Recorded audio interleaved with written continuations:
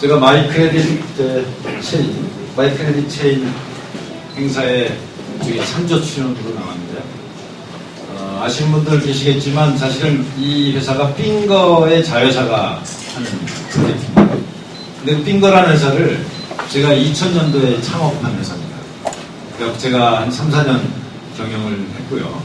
그 다음에 박민수 대표께서 그 기후에 사업을 참 잘 하셔갖고 핑거가 우리나라에서 지금은 핀테크 회사로서는 거의 다섯 손가락 안에 드는 훌륭한 회사로 성장을 했고, 그걸 위해서 노력해 주신 많은 분들한테 감사드리고, 특히 우리 양재봉 대표님은 오랫동안 핑거에 있으면서 이 기반 기술인 스크린 스크래핑 기술을 가지고 다양한 금융 정보를 모으는 그런 기술 오랫동안 세우신 굉장히 단단한 회사고, 제가 알기로는 한국은행 중에서, 한국에 있는 은행 중에서 20개 이상의 은행들이 바로 핑거와 거래를 오랫동안 갖고 있는 훌륭한 회사입니다.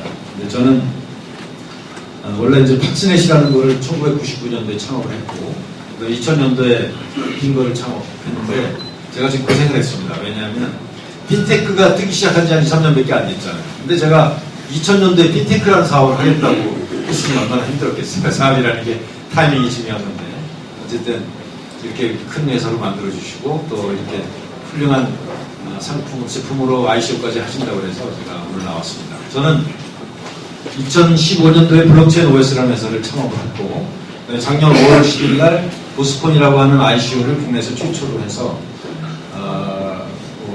지금도 블록체인 관련된 일을 여러 가지 하고 있고, 또 블록체인 산업진흥협회의 회장직도 맡고 있습니다.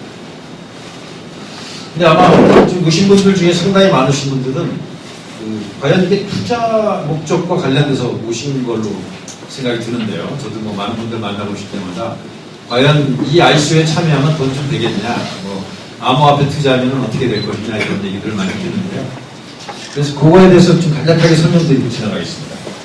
지금 이게 작년 한 5월 달에 한 2,000불밖에 되지 않던 비트코인 가격이 2만 불까지 갔다가 금년 초죠, 1월 초에 한 달 남짓 만에 거의 한 8,000불까지 떨어졌다가 지금 이제 10,000불까지 올라갔는데, 이게 비트코인 실체도 없고 이 버블이고 꺼질 것이고 튤립처럼 사라질 것이다, 이런 얘기들을 하는 사람들한테 제가 하는 말씀이, 제가 비슷한 경험을 했는데, 제가 이제 1999년도에 팍스넷 창업하고 나서 어마어마하게 올라갔죠. 나스닥이 1000에서 5000까지 올라갔다가 다시 1000까지 떨어지는 엄청난 사건이 일어났는데요. 제가 이때 몸소 이 속에서 굉장히 환희도 느꼈고 어려움도 겪은 사람입니다. 그런 과정에서 이번 보면은 이 기간이 훨씬 짧아졌어요. 이거는 암호화폐 특성이기 때문에 그런 것 같습니다. 가격이 올라가도 물량이 늘어나지 않으면 어떤 공급이 제한되기 때문에 그 가격 등락폭이 크지만 모양은 거의 비슷하죠. 그래서 이게, 그리고 또 하나 제가 설명드리는 게, 이게 어떤 특수한 지금만의 현상이 아니라 아주 일반적으로 나타나는 현상이라는 겁니다. 가트너의 하이프 사이클이라는 게 있는데요. 가트너라는 잡지가 이걸 매년 발표하죠. 그래서 모든 어떤 새로운 기술, 획기적인 기술이 나타나면 이런 그래프를 그린다는 겁니다. 그래서 수많은 어떤 새로운 기술, 획기적인 기술이 과연 어느 포지션에 있는지를 이렇게 보여주는 거예요. 그러니까 99년도에 인터넷이 뜨고 각종 인터넷 사업이 생겼을 때 이렇게 올라갔다가 안정된 후 서서히 올라간 게 이게 한 2000년도고 한 2002~2003년부터 꾸준히 올라갔죠. 근데 보면 블록체인이 이쯤 있다는 것을 이미 작년에 가트너가 얘기했습니다. 이 얘기는 이미 버블 상태고 꺼질 운명이다, 이런 걸 미리 예측했다는 것이고, 이게 비트코인에만 해당되는 문제가 아니라 거의 모든 신기술에는 다 해당되고, 특히 이 암호화폐는 그 공급의 어떤 탄력성이 좋기 때문에 이게 급격하게 됐다, 저는 이렇게 설명드리고요. 그렇게 되는 이유를 굉장히 자세하게 이론적으로 설명합니다. 그러니까 어떤 새로운 것이 나오면은 어떤 미디어가 어텐션을 하게 되고, 여기에 대해서 상당한 어떤 기대를 갖게 되고, 여기서 이제 어떤 공포를 느끼게 되고, 캐피툴레이션이라는 걸 포기하게 되고, 다시 이제 올라서는 이런 사이클을 그리는 게 일종의 투자자들의 집단심이기 때문에 이런 현상이 반복적으로 일어난다. 그래서 보면 그 나스닥 올라갔다가, 그러니까 인터넷 버블이죠. 올라갔다가 꺼질 때와 이 가트너의 어떤 사이클이 거의 일반적인 법칙이라고 보여집니다. 그래서 그때 나스닥이 올라갔다 떨어진 후에 바닥을 다진 후에 지금 이렇게 안정되고 나서 큰 트렌드로 생긴 것을 이 나스닥 지수를 볼 수 있습니다. 저는 그래서 지금 암호화폐가 금년도 1월달에 이렇게 올라갔다가 떨어져서 한 이 정도 상태에 있는 게 아닌가. 그래서 7,000불까지 올라가서 지금 10,000불까지 올라가서 앞으로는 그렇게 큰 등락폭은 없겠지만 장기적으로 꾸준히 올라갈 것이고 1,000개 이상의 암호화폐 중에서 진짜 좋은 것들은 상당한 수익을 올릴 수 있을 것이다. 근데 작년 가을처럼 12월 달 같이 그렇게 급격한 상승폭은 크지 않을 것이다 라는 생각을 하고요. 그렇게 된 이유 중에 하나는 바로 이때 이제 선물 거래가 도입해서 상승폭을 제한할 수 있었던 거라고 생각합니다. 그 다음에 이제 여러분들 ICO에 대해서 뭐 많이 아시겠지만 간략하게 조금만 설명드리면요. 작년 저희가 이제 5월달에 ICO를 했는데요. 그 전까지만 하더라도 한 달에 한 1,000만 불, 500만 불 그렇게 되지 않았습니다. 잘 아시겠지만 이더리움이 2014년도에 약 한 2천만 불을 비탈릭 부테린이라고 한 19살짜리가 처음 성공한 이후에 그게 지금 막 100조 가까운 가치가 됐죠. 그래서 그때 ICO에 투자한 사람이 1,000배 이상의 수익을 냈고 특히 우리나라 그 사람들이 이더리움을 굉장히 많이 갖고 있습니다. 그런 것이 이제 우리나라가 암호화폐 열풍 부는데 상당히 작용을 했는데요. 근데 보면 인터넷 분야에서 엔젤 투자나 시드 캐피탈이나 벤처 캐피탈의 투자 규모가 한 3천억 원 정도로 3억 불 정도죠. 쭉 유지되는 경향이 있었는데 작년 9월 달에 비슷해지더니 6월, 7월부터 이렇게 한 6억 불까지 올라갔다가 12월 달에는 무려 1조가 넘는 그런 투자가 됐습니다. 그러다가 얼마 전에 그 텔레그램이 또 뭐 한 회사가 8억 불까지 했다는 엄청난 사건이 생겼는데요. 저는 이 ICO가 완전히 새로운 투자의 파라다임이고 앞으로 점점 커질 거라고 생각합니다. 왜냐하면 제가 ICO를 국내에서 처음 했습니다만은 투자자 입장에서는 굉장히 아주 매력적인 상품이죠. 예를 들면 내가 1억이 있으면 그걸 갖다가 100개를 쪼개서 100만 원씩, 그러니까 100만 원씩 투자할 수도 있죠. 옛날에는 유망한 벤처 기업이 있다 하더라도 아주 유수한 벤처 캐피탈 아니면 그런 기업에 투자할 수 없었는데 지금은 전 세계에서 거의 매일같이 나오는 ICO를 잘만 걸리면 상당히 투자 수익을 누릴 수 있다. 글로벌하게 투자할 수 있는 기회를 모든 사람한테 갈 수 있다는 점에서 투자자로서 굉장히 유리하고요. 또 하나는 예를 들면 100만 원을 누가 투자했을 때 잘못됐을 때 꽝이 되겠죠. 그럼 이제 100%를 손실 보는데 이익이 났을 때는 막 30배, 50배 나는 경우가 많습니다. 그래서 포트폴리오를 잘 짜면 굉장히 높은 수익을 얻을 수 있고 게다가 투자 수익이 한 기간이 투자를 회수할 수 있는 기간이 굉장히 짧습니다.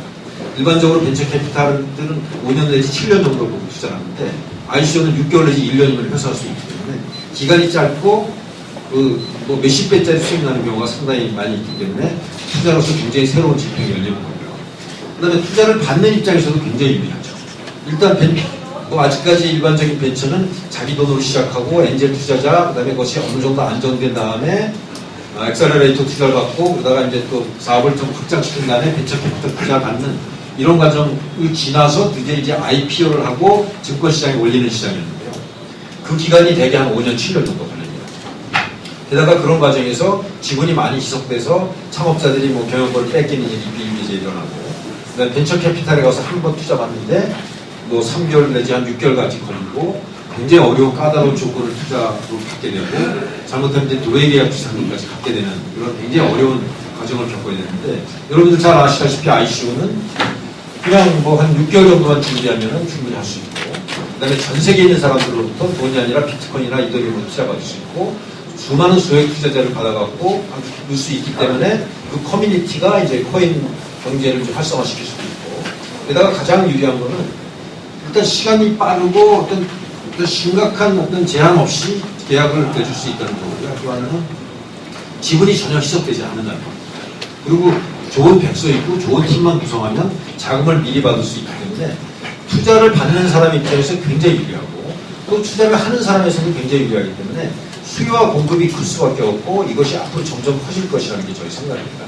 그래서 기존의 벤처 캐피탈이 어떤 주도하던 벤처 투자 시장에서 이제는 ICO가 주도하는 시장으로 될 것이고 수많은 사업 모델이 코인화해서 이것이 이제 코인 경제가 새로 생기는 새로운 지평이 열리는 것이고 아마 여러분들 뭐 경험하신 분들 계시겠지만 아주 초창기에 이런 기회를 잘 기회를 보시고 아마 오늘 보신 걸 알겠네요. 그래서 지금 보면은 이런 것들이 굉장히 많은 것들이 있습니다. 테조스, 뭐 파일코인, 이오스, 뭐 나오는 뭐 실패했습니다만 이런 2억 불짜리가 이제 작년 가을까지 나왔고요. 이 대부분이 작년 7월 이후에 생깁니다. 그래서 지금 이제 그보다 훨씬 더 큰 규모의 8억 불짜리가 나타나는데요. 그래서 뭐 제가 시간을 많이 쓰는 게 적합하지 않기 때문에 짧게 몇 가지 주제로 말씀드리는데요. 큰 그림을 한번 생각해 보시면, 제가 요즘 그 블록체인 3.0 혹은 제3세대 암호화폐를 좀 표방하고 다니고 있습니다. 그게 앞으로 대세라고 얘기를 하고, 가급적 여러분들 투자하실 때 1세대, 2세대가 아닌 3세대 암호화폐, 그리고 그와 관련된 그 앱에 투자하시는 게 좋겠다, 이런 말씀을 드리는데요. 1세대 암호화폐인 비트코인을 간략하게 설명드리면, 디센트럴라이즈, 그러니까 탈중앙화된 글로벌 싱글 뱅크다. 저는 이렇게 얘기합니다. 인류 역사상 없었던 일이죠. 그러면 우리나라만 해도 몇십 개 은행이 있습니다만 전사 시스템이 다 다르잖아요. 근데 비트코인은 전 세계에 흩어져 있는 만여 개의 컴퓨터가 똑같은 소프트웨어를 가지고 전 세계 수천만 명 사람들이 쓸 수 있는 아주 특이한 시스템이 이제 개발이 된 거고요. 그래서 이런 전 세계에 있는 모든 애들이 어쩌면 이런 비트코인 같은 방식으로 글로벌 싱글 뱅크로 이전될 것이다, 이렇게 생각하고, 뭐 라이트코인이라든가 뭐 이런 것들이 다 이제 그쪽 그 1세대 암호화폐라고 할 수 있겠죠. 그다음에 이제 리플도 마찬가지고요. 근데 이더리움은 2세대 암호화폐인데요. 이것도 역시 탈중앙화된, 그런데 글로벌 싱글 컴퓨터다, 이렇게 생각할 수 있습니다. 전 세계에 있는 사람들이 단일 컴퓨터 시스템에 들어가서 온갖 거래를 하고 스마트 컨트랙트를 만들고 디앱을 제작하고 디앱을 쓰는 아주 굉장히 새로운 전 지구적인 단일 컴퓨터 시스템이 생긴 거죠. 비트코인이 단순히 어떤 그 화폐 발행과 거래였다면 거기에다가 온갖 기능을 할 수 있는 소위 튜링 컴플리트로 모든 것을 할 수 있는 글로벌 단일 컴퓨터가 태어난 게 바로 이더리움이 갖고 있는 위대성이라고 저는 생각합니다. 이게 이제 블록체인 2.0이라고 저는 설명하고 있고요. 혹시 이제 잘 모르시는 분들을 위해서 이더리움의 특징을 설명드리면, 일반적으로 계약서라는 거는 그 종이에다 이렇게 쓰고 쓴 갑과 을이 이해하고 변호사도 이해하고 나중에 뭐 판사나 이런 사람들이 이해할 수 있는 어떤 종이에 기록된 문서라면, 이더리움이 만든 스마트 컨트랙트는 이 내용들을 컴퓨터에다가 코드를 쓰고 이 코드를 사람뿐만 아니라 기계도 이해하고 어떤 조건이 됐을 때 아예 기계가 그걸 집행하고 자금까지 처리해 줄 수 있는 아주 획기적인 시스템입니다. 그래서 이런 스마트 컨트랙트를 인해서 이 탈중앙화된 DM들이 굉장히 많이 이제 개발되고 있고요. 약 한 1000개 정도 개발됐습니다. 그래서 주로 이제 이더리움이 활성화되는 중요한 이유가 크게 두 가지가 있는데요. 하나는 이런 D앱들이 많이 개발돼서 기존에 아주 많이 쓰고 있는 앱들, 중앙화된 앱들을 대체할 수 있을 것이다, 이제 이런 생각들을 하고 있는 거고요. 또 하나는 이것이 ICO 플랫폼이 돼갖고 수많은 사람, 그 D앱들이 ICO를 하기 위해서 이더리움을 사야 되기 때문에 이더리움 가격이 올라가서 지금 이제 100조 가까운 가치를 거의 1년 만에 만들어낸 원동력이었다고 생각합니다. 그래서 바로 이 스마트 컨트랙트가 디센트럴라이즈드 어플리케이션을 만들므로써 어떤 새로운 인류에게 새로운 거대한 컴퓨터를 제공해줬다, 이렇게 할 수 있는데요. 그리고 이제 이더리움이 아주 이걸 안전하게 보관하고 거래 체결됐을 때 돈까지 체결해주는 인류 역사상 처음으로 나타난 거대한 컴퓨터 시스템입니다. 지금 아마 1000만 명이 이상이 쓰고 있는데요. 앞으로 이게 이제 몇억 명이 쓰는 시대가 되면 완전히 새로운 문명이 생기고 국경을 초월한 새로운 어떤 거대한 새로운 사회 시스템, 정치 시스템, 문화, 문명 시스템이 생기는 거라서 단순히 컴퓨터 시스템, 단순히 그 암호화폐가 아닌 새로운 문명이 생기는 거다, 저는 그렇게 생각합니다. 그래서 이런 거대한 컴퓨터들에 거의 모든 인간들이 매달려서 모든 작업을 하는 그런 세상이 온다는 거예요. 여러분들 잘 아시다시피 작년 초만 하더라도 이더리움의 가격이 한 10불 정도 갔었죠. 그러다 지금 한 1000불 가까이 되는데요. 그래갖고 한 100배 정도 수익이 나는데, 제가 이런 걸 굳이 이제 강조하는 이유는 특이하게 우리나라 사람들이 이더리움을 굉장히 많이 갖고 있습니다. 그 이유는 비트코인 마이닝에 관심을 갖는 사람들이 중국이 너무 독점하고 있었기 때문에 이더리움 마이닝을 2015, 16년도 많이 하게 됐습니다.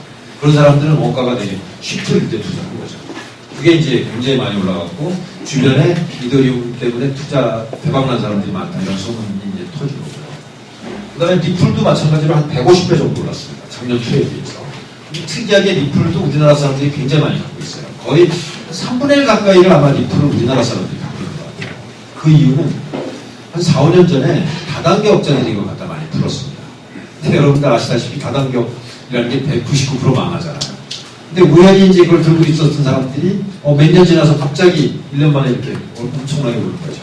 그래서 이 암호화폐계에 다단계 하시는 분들이 많이 참여하게 되시는 계기가 됐습니다. 꼭 좋은 건 아닙니다만. 근데 다행인 것은 그 전에 선릉 주변에서 다단기업 하시는 분들이 굉장히 많이 어떤 시장을 어지럽혔는데 작년부터 이제 본격적인 ICO가 생긴 다음에 다단계의 어떤 코인들이 거의 사라졌습니다. 그 ICO의 순작용이라고 볼 수 있겠죠. 카르다노가 지금 굉장히 뜨고 있는데요. 카르다노가 0.0025불에 1년 전에 ICO를 했습니다. 그래갖고 지금 한 100배 정도 올랐죠. 근데 특이한 것은 카르다노는 미국 사람이 만들었는데 95%를 일본 사람들이 투자했습니다. 그래서 일본의 어떤 열풍을 만드는 중요한 계기가 됐죠. 여러분들 아시겠지만 아이콘이 0.1불에 ICO를 작년 9월달에 했습니다. 그리고 지금 한 40배 정도 올랐죠. 우리나라 그 덜루프, 그다음에 그 옐로우 모바일 그룹에서 대단히 성공적으로 하고 있는데 제가 이런 거를 이제 굳이 소개드리는 이유는 바로 3세대 암호화폐의 대표 선수가 이제 카르다노고 리플, 아이콘도 그런 이제 어떤 후보가 될 수 있다고 생각하는데요. 한 가지 주의해야 될 점은 그 작년에 이게 우리 지난주에 나온 조선일보 기사인데요. 작년에 발행된 가상화폐 900개 중에 이미 절반 정도가 이미 폐쇄됐습니다. 그래서 이 암호화폐라는 건 결국은 저는 몇 년 안에 ICO 투자 중에 99%가 망할 수 있습니다. 물론 뭐 가격이 오르내리다가 이제 서서히 망하는 경우가 많고 그래서 ICO 투자는 굉장히 신중하게 많은 공부를 해야 되고 공부를 많이 할수록 수익률을 올릴 수 있다는 저는 그렇게 생각합니다.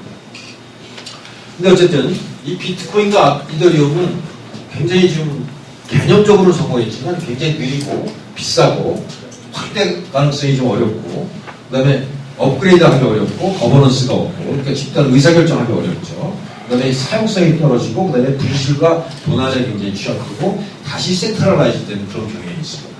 그래서 비트코인과 이더리움이 아주 실생활에 많이 쓰이는 건 상당히 어려움이 있을 것 같아요. 장기적으로. 그래서 비트코인은 어떤 금처럼 재화의 보관수단으로서는 상당히 가치가 있을 것이고 이더리움도 어떤 선구적인 스마트 컨트랙트를 만들어낸 것은 대단한 어떤 성과였지만 아주 활발하게 쓰이기에는 어려운 이유가 이거를 고치기가 굉장히 어렵다는 거예요. 전 세계 컴퓨터에 3천만 명 이상의 사람들이 쓰고 있는데 이걸 중단시킬 수가 없고 뭔가 대규모 수리를 하려면 업그레이드 하려면 중단시킨 다음에 이제 수리를 해야 되는데 그게 어렵다는 거죠. 그게 글로벌 컴퓨터 시스템을 갖고 있는 어떤 일종의 한계인데요. 그래서 블록체인 3.0이 그래서 필요하다고 생각하는 거죠. 그래서 카르다노, 테조스, 그 다음에 이제 이오스, 그 다음에 제가 개발했던 이제 보스코인 같은 것이 3세대 암호화폐라고 생각합니다. 여기까지 특징들이 있습니다. 그 중에 하나가 OS라는 이름이 붙어 있어요. EOS, 테조스, 보스. 이게 굉장히 우연한데요. 이게 바로 블록체인 시대의 오퍼레이팅 시스템을 추구한 거라고 생각하시면 될 것 같습니다. 제가 블록체인 OS라는 회사를 만든 다음에 이름을 BOS, 보스코인이라고 이름을 붙인 게 바로 모바일 시대에 안드로이드가 있었고 그 다음에 PC 시대에는 윈도우즈가 있다면 그 다음에 인터넷 시대에 익스플로러가 있다면 블록체인은 새로운 플랫폼이고 새로운 플랫폼에는 새로운 OS가 필요하다는 뜻을 이렇게 되는데요.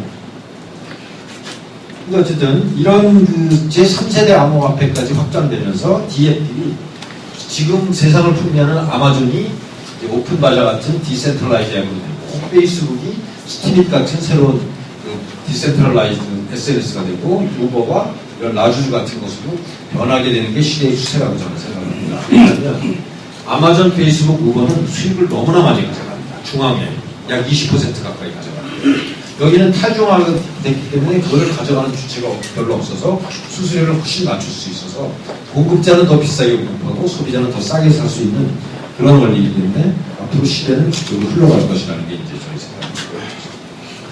여기서 제가 나름대로 이제 한 가지 이론적인 걸 말씀드리겠는데요. 3세대 암호화폐가 어떤 이론인지. 제가 이제 많은 질문을 받는데요. 비트코인이나 이더리움이 어떤 전자적으로 표시된 뭐 신호일 뿐이지 그게 무슨 내재 가치가 있느냐. 내재 가치가 없기 때문에 결국은 없어질 것이다. 버블이 꺼질 것이다. 이런 얘기를 할 때 제가 이 이론을 얘기합니다.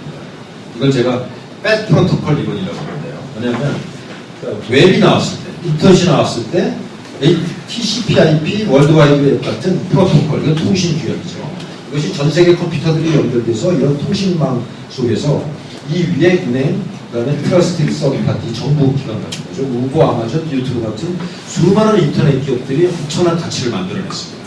여러분들 아시겠지만 지금 전 세계 10대 기업 중에서 7개가 바로 이와 관련된 기업들입니다. 애플, 아마존, 알리바바, 텐센트, 페이스북, 구글 다 세계 10대 기업에 들어갈 때 지난 10년 전만 해도 그렇지 않았어요.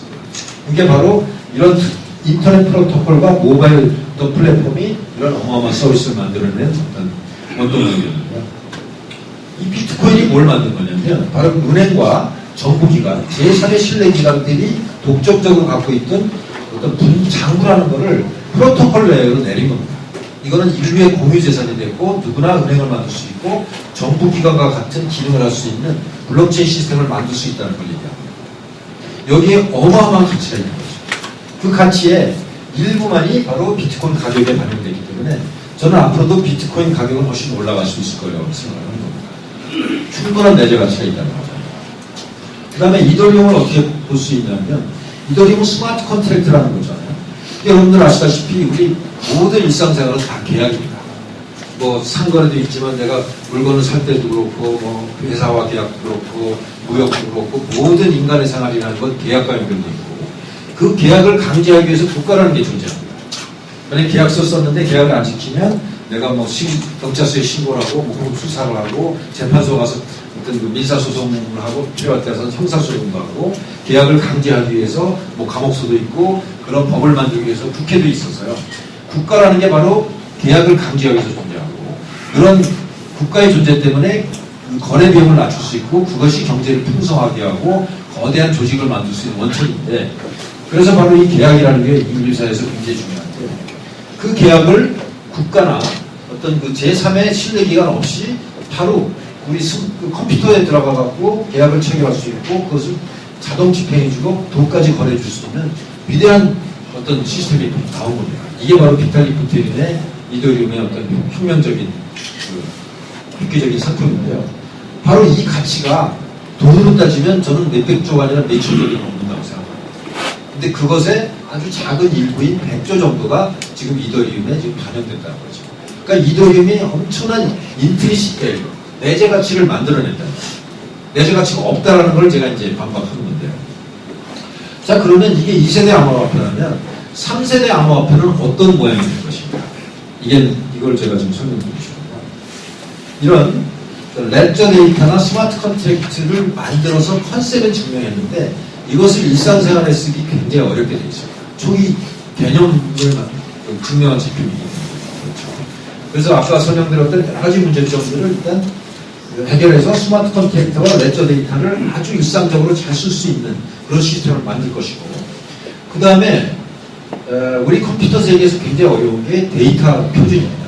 여러분들 뭐 아시겠지만 이메일에서 데이터가 그러니까 파일이 오면 PDF로 되어 있는 거, 월드 프로세서로 되어 있는 거, 엑셀로 되어 있는 거 오면 그 하나하나 일일이 여러 가지 되잖아요. 근데 블록체인 시대에 거대한 컴퓨터에 그런 복잡한 데이터 포맷을 쓸 수가 없습니다. 그래서 유일하게 쓸 수 있는 게 XML이라고 하는 그 세계 표준 데이터 포맷입니다. 그래서 앞으로 블록체인 세계는 XML만이 쓰게 될 것이다. 데이터 표준으로. 저는 이제 그렇게 생각하는데요. 그걸 자동화할 수 있는 오토 XML이라는 기술을 이제 개발하고 있습니다. 저희가 이제 개발하고 있습니다. 또 하나 중요한 게 이 퍼스널 데이터랑 관련된 겁니다. 오늘 이제 설명할 바로 이 마이크레딧도 바로 이 퍼스널 데이터. 그래서 제3세대적인 성격을 갖고 있는 건데요. 뭐냐면 지금 페이스북이나 유튜브에 여러분들이 글을 올리고 동영상을 올리면 여러분들한테 별로 돈이 안 되고 이 사람들 구글과 페이스북에 어마어마한 돈을 벌잖아요. 그렇죠? 근데 아마존도 그렇고 유보도 그렇고 고객들 정보와 고객들의 어떤 참여로 해서 돈을 버는데 바로 이 퍼스널 데이터를 이제는 내가 하는 시대가 올 거라는 겁니다. 특히 은행도 마찬가지죠. 은행이 갖고 있는 고객 정보, 고객의 어떤 신용 정보를 가지고 은행이 돈을 버는 시대에서 바로 그 정보를 내가 오롯이 소유하게 되고 오히려 은행이 나의 정보를 사가야 되는 시대. 또 병원이 나의 정보를 사가야 되는 시대. 유튜브가 내 정보를 사가고 페이스북이 내 정보를 사가는 시대가 될 거랍니다. 이것을 구현하는 것이 바로 제3세대 암호화폐의 굉장히 중요한 미션이라고 생각합니다. 이것이 구현됐을 때 비로소 이런 중앙의 앱들, 지금 어마어마한 돈을 버는 중앙의 앱들이 탈중앙화되는 시대가 올 것이라는 것이고요. 이게 제3세대 암호화폐고 지금 마이크레딧 체인도 이 3세대 암호화폐의 굉장히 중요한 구성 요소가 될 것이라고 생각합니다. 그래서 페이스북이 퍼스널 데이터, 그다음에 유튜브가 유저 크리에이티브 컨텐츠를 갖고 돈을 벌고 은행이 메디컬 데이터를 갖고 돈을 벌고 병원이 이제 파이낸셜 데이터를 갖고 돈을 버는데 학교나 이런 것들은 잡이나 스킬 리레이팅 데이터를 갖고 있는 거죠. 근데 이것이 제3세대 암호화폐가 안정화되면 이게 바로 퍼스널 데이터 벌트, 그러니까 개인 정보의 지갑 혹은 개인 지갑의 어떤 금고 형태로 내가 다 소유하는 시대가 올 거라는 거죠. 이게 3세대 암호화폐의 중요한 특징이라고 저는 생각합니다. 그래서 이런 퍼스널 데이터 볼트는 예를 들면 금융 정보가 빅데이터로 처리해서 인공지능으로 이제 처리가 되는 시대가 올 것이고, 이 퍼스널 데이터 볼트가 어쩌면 나보다 나를 더 잘할 수 있을 거예요. 나의 건강정보, 나의 신용정보, 나의 저작권 정보, 나의 모든 자코리를 어쩌면 나보다 더 잘 알게 되는 시대가 올 거라고 저는 생각하고요. 그것이 빅데이터를 통해서 인공지능으로 처리를 하면 나를 위해서 나의 의사결정을 해주는 일종의 나의 아바타가 될 것이다. 이게 어떤 암호화폐의 미래라고 저는 생각합니다. 그리고 이런 데이터를 그런 어떤 거대한 기관들이 소유하고 돈을 버는 게 아니라 나에게 돈을 벌어주면 내 데이터를 팔아서 어쩌면 이 데이터만 가져도 나의 기본소득을 만들 수 있는 그런 시대가 올지도 모르겠다. 그런 생각도 해봤습니다. 기본소득을 좋아하시는 분들 많이 계시죠. 내가 일을 안 해도 내 기본적으로 한 달에 뭐 200만 원 벌 수 있는 그런 새로운 시대를 열면은 기술일지 모르겠다 생각했고요. 그 다음에 이제 마지막으로 제가 이 마이크레딧.com을 굉장히 좋게 생각하는 이유는 이제 저와 뭐 그런 깊은 인연이 있는 것도 중요하게 생각하지만 그 씨앗과 그 열매의 개념입니다. 설명하셨나요? 설명 안 하셨죠? 씨앗과 열매라는 개념이 아까 양재명 대표님께서 간략하게 설명하셨는데 사실은 이거를 어떤 지금 ICO를 하기 위해서 혹은 마이크레딧.com을 위해서 창안된 게 아니라 그 핑거라는 회사에서 7년간 실제로 실험된 거예요. 그러니까 한 30여 명 되는 직원들이 매일같이 나한테 씨앗을 3개 받게 돼요. 근데 그것을 24시간 안에 누구한테가 주지 않으면 소멸됩니다. 근데 내가 갖고 있어봐야 소용없는 거죠. 근데 받은 사람은 그것 때문에 굉장히 어떤 금전적인 어떤 또 하나는 심리적인 이제 위안을 받게 되는 거예요. 그러니까 직원들 중에서 어떤 사람은 그걸 많이 받아요. 어떤 사람은 하나도 못 받습니다. 어떤 사람은 3개를 갖고 있다가 버려요. 근데 그걸 7년을 실험해보니까 굉장히 많은 것들을 알 수 있게 됐어요. 일단 회사 분위기가 굉장히 좋아집니다. 씨앗을 받아야 되니까. 받으면 굉장히 기분이 좋잖아요. 게다가 또 그걸 이용해갖고 그 각 개인들의 신용 상태를 알게 됩니다. 그러니까 주지도 않고 받지 않는 사람은 얼마 아니다가 회사를 떠나는 현상을 볼 수 있어요. 그래서 이거는 단순히 어떤 그 신용 정보를 금융 정보 없이도 알아내는 새로운 시스템이기도 하지만 세상을 굉장히 아름답게 하는 시스템입니다. 사람들이 남들한테 호감을 줄수록 자기가 경제적 이익이 생기는 거. 또 하나 굉장히 중요한 문제 해결은 뭐냐면 이 암호화폐가 갖고 있는 굉장히 큰 페달 중에 하나가 부자는 더 부자되고 가난한 사람은 더 가난해지는 거예요. 비트코인이 지금 지갑의 4%를 갖고 있는 사람들이 96%를 갖고 있어요. 근데 비트코인이 가격이 올라가면 올라갈수록 부익부 빈익빈이 더 심해지겠죠. 근데 거의 모든 암호화폐가 그렇습니다. 그래서 POW는 아시다시피 마이닝을 하는 사람들이 점점 더 부자가 되잖아요. 그래서 POS라는 걸 만들었는데 프로프 오브 스테이크는 또 스테이크를 많이 갖고 있던 사람들이 또 더 부자가 되는 시스템이에요. 그래서 참 어려운 거죠. 이게 암호화폐가 전 세상 사람들이 탈중앙화돼갖고 모든 사람들에게 공평한 시스템을 만들고자 했는데 오히려 암호화폐를 선점한 사람들은 더 부자가 돼서 부익부 빈익빈이 되는 그런 나쁜 페달이 있는데요. 어쩌면 이 씨앗과 열매가 그 문제를 완전히 해결해 줄지도 모릅니다. 그래서 변면식 대표와 우리 양재봉 대표가 그동안 실험했던 게 굉장한 성과라고 생각하고요. 잘 생각해 보십시오. 그럼 내가 만약에 씨앗을 3개를 받으면 누구한테 줄까? 나는 우리 교회 목사님한테 좀 드리고 싶고, 나는 주변에 어려운 사람한테 주고 싶고, 근데 그 사람은 어카운트가 없어. 야, 그럼 내가 너 씨앗 주고 싶으니까 너 계좌 좀 열어. 이러면 계좌 확산 속도가 빨라질 거잖아요. 그런데 나는 어떤 스티믹 같은 글에다가 내가 좋은 글이 있으면 내가 이 씨앗을 주고 싶어. 그럼 커뮤니티가 활성화되겠죠.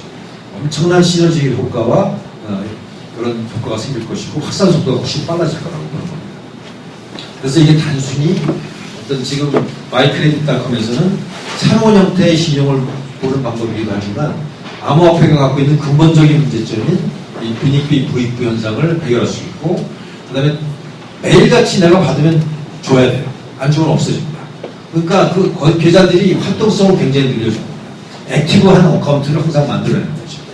그다음에 새로운 어카운트를 끊임없이 만들어내고, 그다음에 궁극적으로 진짜 착한 사람, 존이라는 사람, 세상의 이론이라는 사람들이 혜택을 받는 그런 새로운 세상을 만들 수 있는 단초가 될 거라고 생각합니다. 이상 마치겠습니다. 감사합니다.